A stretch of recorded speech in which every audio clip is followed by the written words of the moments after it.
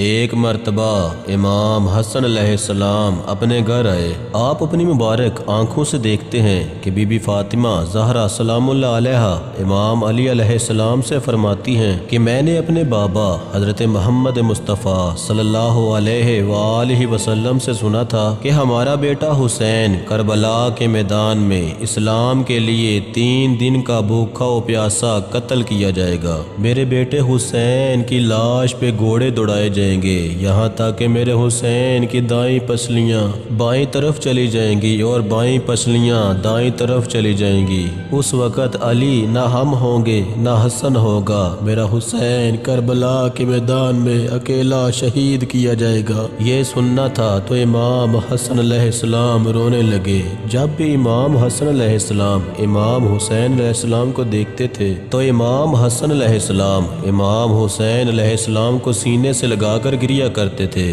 اور بار بار یہ دعا مانگتے تھے کہ اے پروردگار مجھے ایسا بیٹا عطا کر جو کربلا کے میدان میں میرے بھائی حسین پہ قربان ہو جائے۔ وقت گزرتا رہا اور امام حسن علیہ السلام کی دعا بارگاہ خدا میں قبول ہوئی اور پروردگار نے امام حسن علیہ السلام کو شہزادہ قاسم عطا کر دیا۔ جیسے ہی شہزادہ قاسم کا ظہور ہوتا ہے تو امام حسن علیہ السلام بی بی ام فروہ سے فرماتے ہیں، اے فروہ یاد رکھنا یہ میرا قاسم کربلا کے میدان میں میرے بھائی حسین پہ قربان ہوگا۔ میرا بھائی حسین اس سے بہت پیار کرتا ہے۔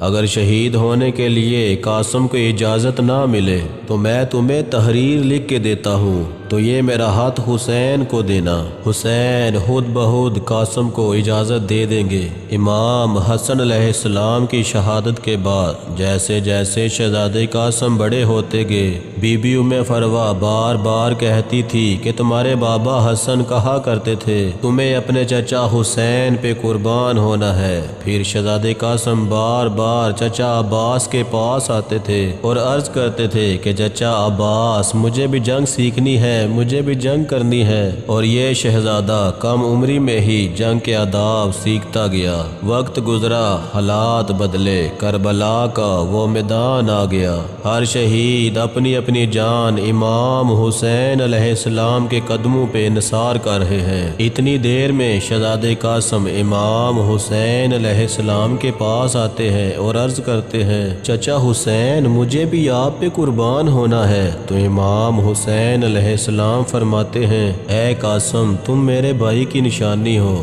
جب بھی مجھے حسن کی یاد آتی ہے میں تمہیں دیکھ لیتا ہوں، میں تمہیں جنگ کی اجازت نہیں دوں گا۔ شہزادہ قاسم روتے روتے اپنی والدہ کے پاس آئے اور عرض کرنے لگے، اے میری ماں، کربلا کے میدان میں سب میرے چچا پہ قربان ہو رہے ہیں لیکن میرے چچا مجھے اجازت نہیں دیتے۔ جب یہ سنا تو جناب ام فروہ رونے لگی اور رو کے کہنے لگی، قاسم تمہارے بازو پہ جو تویز بندھا ہے اس تویز کو کھولو۔ تمہارے بابا نے مجھے پہلے ہی کہہ دیا تھا کہ ایک وقت آئے گا کہ قاسم کو اجازت نہیں ملے گی، اس وقت یہ میری تحریر میرے بھائی حسین کو دینا اور پھر میری طرف سے قاسم حسین پہ قربان ہو جائے گا۔ پھر شہزادہ قاسم اپنے بابا حسن کی تحریر لے کے امام حسین علیہ السلام کے پاس آتے ہیں۔ جب امام حسین علیہ السلام اپنے بھائی کی وہ تحریر پڑھتے ہیں تو اسے اپنی آنکھوں سے لگاتے ہیں اور زاروں قطار رونے لگتے ہیں اور کہتے ہیں، جاؤ قاسم اللہ کے دین کے لیے قربان ہو جاؤ۔